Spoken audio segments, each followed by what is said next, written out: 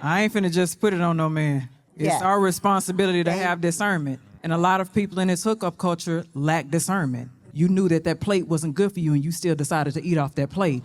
You knew that that relationship previously wasn't good for you and you stayed in that relationship. You knew that friendship wasn't good for you and you stayed in that friendship. There was many times where you could have practiced discernment and you chose not to. Think about the culture right now, y'all.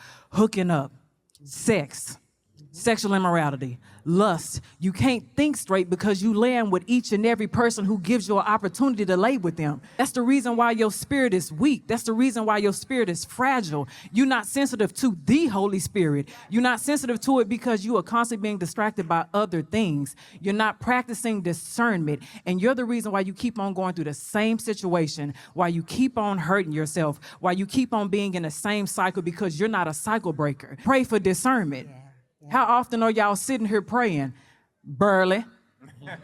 Some of y'all are, and some of y'all ain't. And some of y'all are steady asking God, why can't I get the right person? Because I'm sending you the right person, but you can't see it because you don't have discernment. I've been sending you the right person. I've been telling you what to do. I've told you to stay off of social media. I told you to stop entertaining those DMs. I told you to stop responding to your ex and you didn't listen to me. You didn't discern the spirit. I've told you many a times before and you still didn't listen. A lot of times you fall in the same cycle because you're disobedient. Acknowledge that. We want to talk about the hiccup culture. A lot of that is disobedience.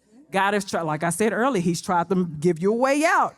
You chose not to because the spirit that's operating in those very people that you complain about is the spirit that's operating in you.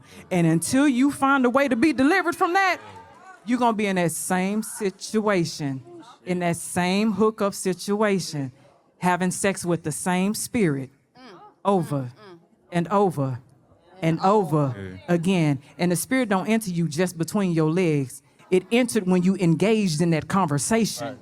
When you were not supposed to. It entered when you hooked up with somebody at the bar that you weren't supposed to.